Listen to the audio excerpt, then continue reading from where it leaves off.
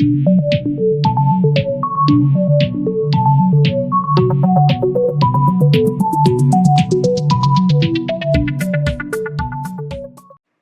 Friends, मैं हेमंत घोष आज आपको इम्यूनिटी और इसे हम कैसे बढ़ा सकते हैं के बारे में बताऊंगा। नेचर ने हमें एक विशेष प्रकार का प्रतिरक्षा तंत्र दिया हुआ है जो कि हमें बाहरी रोगक्रांता आक्रमणकारियों से बचाता है। बाहरी रोगक्रांता आक्रमणकारी अर्थात एक्सटर्नल पैथोजेनिक फैक्टर्स, जिनमें कि bacteria, viruses and any other micro organism अर्थात विषाणु, जीवाणु या फिर अन्य किसी प्रकार के सूक्ष्म जीव जो कि हमारे शरीर में प्रविष्ट करके हमें बीमार बनाने की कोशिश करते हैं, उनसे प्रतिरक्षा तंत्र हमारी रक्षा करता है।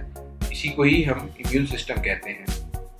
मॉडर्न साइंस के अकॉर्डिंग इम्यूनिटी दो प्रकार की होती है, एक इनबॉर्न इम्यूनिटी, इन्नेट इम्यूनिटी, और एक्वायर्ड इम्यूनिटी जिसे कि हम बाद में अर्जित करते हैं। इन्नेट इम्यूनिटी में जैसे कि हमारे स्किन हो गई, हमारे स्लाइवा में उपस्थित लाइसोजाइम या फिर म्यूकस, ये सारी चीज़ें हमारी इन्नेट इम्यूनिटी का पार्ट होती है, जो कि एक नॉन स्पेसिफिक इम्यूनिटी होती है। जैसे ही इन्वेडर बाहर से आता है तो ये तुरंत ही एक्ट करना शुरू कर देती है और इनके पास खुद की इनकी मेमोरी सेल्स नहीं होती हैं। इसके अपोजिट एक्वायर्ड इम्यूनिटी एक स्पेसिफिक इम्यूनिटी होती है जो कि अलग अलग टाइप के इन्वेडर्स पे अलग अलग तरीके से एक्ट करती है।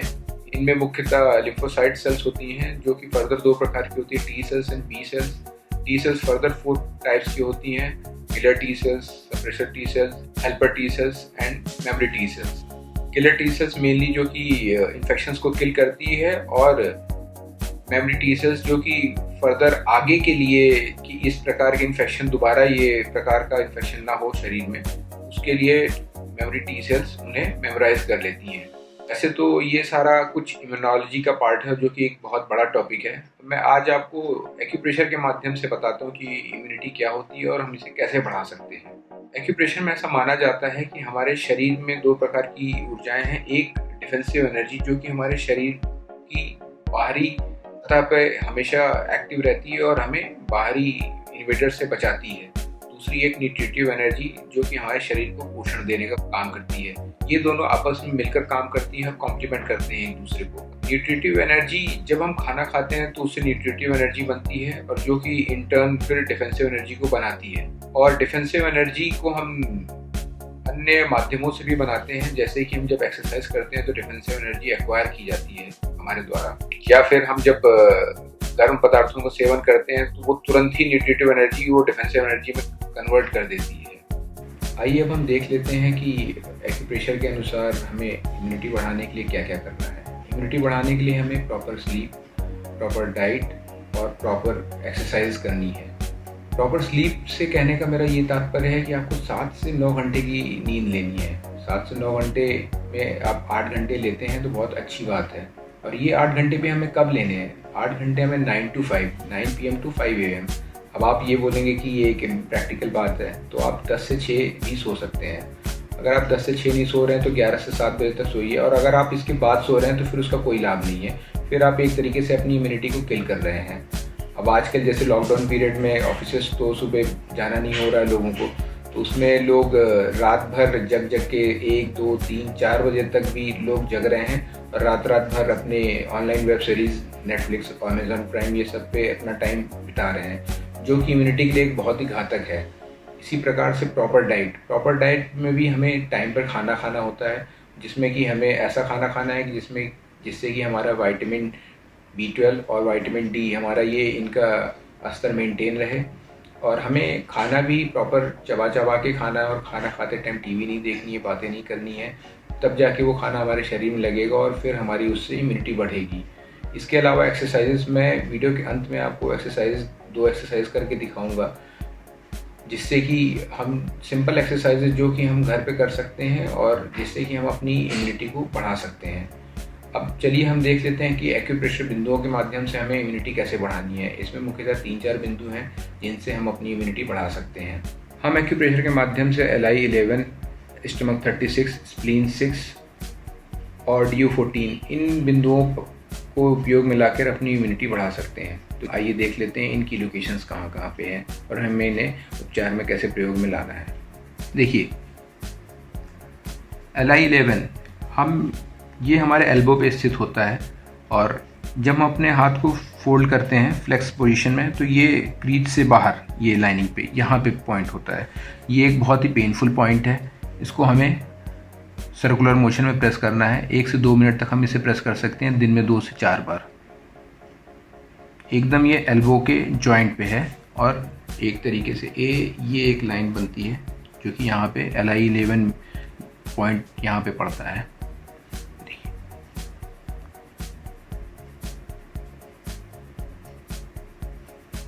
स्टमक 36 हमारे नी से थोड़ा नीचे यहाँ पे स्थित है।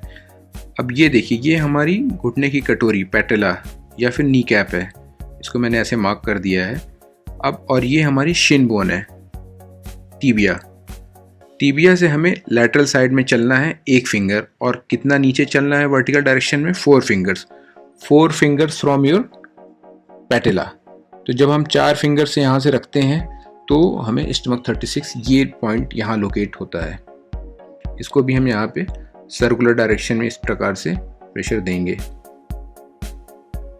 हमारी पटेला की क्रीज हो गई और पटेला से यहाँ से 4 फिंगर्स, कितना इस शिन बोन से 1 फिंगर लैटरल, ये अंदर का हिस्सा मीडियल और बाहर का हिस्सा लैटरल। तो हमें ये यहाँ पे स्टमक 36 ये पॉइंट यहाँ पे मिलता है। इसी प्रकार से स्प्लीन 6 हमारे मीडियल साइड में, अर्थात हमारे अंदर वाले पैर के अंदर हिस्से में मीडियल मैल्यूलस, अंदर का जो ये गट्टा होता है टखने के पास, इससे 4 फिंगर्स ऊपर ये यहाँ पे। अब ये हमारी शिन बोन है, टीबिया, और इसके अंदर हमें शिन बोन पे नहीं चलना है, हमें शिन बोन से थोड़ा सा अंदर, ये एग्जैक्टली यहाँ पे, ये देखिए ये बोन हो गई और ये बोन के से जस्ट नीचे यहाँ पे ये डिप्रेशन मिलेगा, ये स्प्लीन 6 पॉइंट है। इसको भी हमें सर्कुलर डायरेक्शन में इस प्रकार से प्रेशर देना है। देखिए ये मीडियल मैल्यूलस के ऊपर वाले हिस्से से 4 फिंगर्स, तो 4 फिंगर्स रखेंगे तो ये यहाँ पे ये पॉइंट बनेगा स्प्लीन 6। इसके अलावा एक बहुत ही सरल बिंदु है, उस पर आप रेड कलर अप्लाई करके भी अपनी इम्यूनिटी बढ़ा सकते हैं। DU14 या गवर्निंग मसल 14, ये हमारे थंब के बेस पे एक यहाँ पर स्थित होता है। इसमें हमें रेड कलर कैसे लगाना है, ये इस प्रकार से।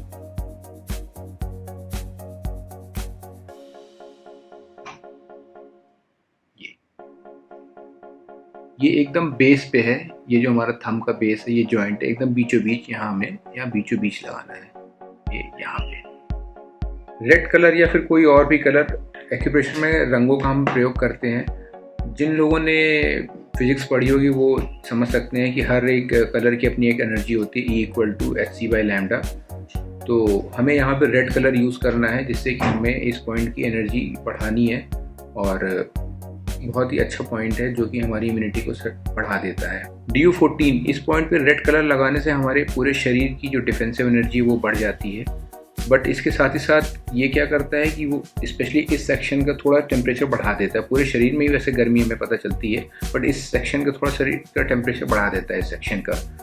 तो जिन लोगों को माइग्रेन बार बार अटैक होता है या जिन लोगों की आंखें जल्दी जल्दी बार बार लाल हो जाती हैं, तो वो लोग इसको सिर्फ 2 घंटे ही यूज़ करेंगे और उसके बाद लगाने के बाद इसे हटा देंगे, धो देंगे।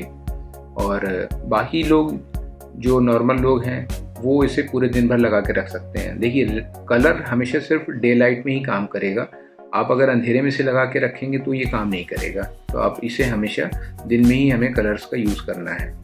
एक्यूप्रेशर मुख्यतः हमारे लंग्स और स्प्लीन स्ट्रॉन्ग है तो हमारी डिफेंसिव एनर्जी स्ट्रॉन्ग होती है, ऐसा माना जाता है। इसके साथ ही साथ गर्म पानी का भी सेवन किया जा सकता है इम्यूनिटी बढ़ाने के लिए। वैसे तो आप पूरे दिन ही गुनगुना पानी पी सकते हैं इसके अलावा, बट अगर आप मॉर्निंग में उठ के आधे से 1 लीटर गर्म पानी पिएंगे और वो भी उसको चाय के तरीके से सिप करके, तो उससे आपके टॉक्सिन्स रिमूव हो जाएंगे। टॉक्सिन्स जब आपके शरीर से निकल जाते हैं तो नए सेल्स का निर्माण होने में सहायता होती है। इसके साथ ही साथ व्हीट ग्रास जूस अर्थात गेहूं के जवारे का रस भी बहुत ही ज़्यादा उपयोगी है इम्यूनिटी बढ़ाने में। मैं एक वीडियो भी पोस्ट करूंगा जिसमें कि मैं आपको बताऊंगा कैसे गेहूं का जवारे का उगाना है और उसको कैसे उसके रस को सेवन करना है। एक्यूप्रेशर मुख्यतः लंग्स को जिम्मेदार माना गया है हमारे डिफेंसिव एनर्जी के लिए। तो यदि अगर हमारे लंग्स स्ट्रांग हैं तो हमारी डिफेंसिव एनर्जी अच्छी है, यदि हमारे लंग्स वीक हैं तो हमारी डिफेंसिव एनर्जी कमज़ोर है। लंग्स कमज़ोर हम कैसे पहचान सकते हैं? कमज़ोर जिनका लंग्स होते हैं उनको शाम होते होते थकान लग जाती है, उनकी आवाज़ नॉर्मल लोगों से थोड़ी धीमे निकलती है और उन्हें जल्दी जल्दी बार बार सर्दी जुकाम हो जाता है। तो उन लोगों को अपने लंग्स को मजबूत करना होगा। लंग्स मजबूत करने के लिए इन सारे पॉइंट्स को यूज़ कर सकते हैं आप। और लंग्स को मजबूत करने के लिए आपको एक्सरसाइज करनी होगी और इसके अलावा आप घर पे बैठे बैठे भस्त्रिका प्राणायाम कर सकते हैं, क्योंकि लंग्स की हम अपने लंग्स को अंडर यूटिलाइज करते हैं। लंग्स में हम जितनी ऑक्सीजन हम भर सकते हैं उतनी ऑक्सीजन हम भरते नहीं हैं, हम बहुत कम इसका यूज़ करते हैं। तो हमें लंग्स 5 मिनट के लिए हमें कम से कम ऐसा करना चाहिए कि लंबी लंबी सांसें लें और लंबी लंबी सांसें छोड़ें।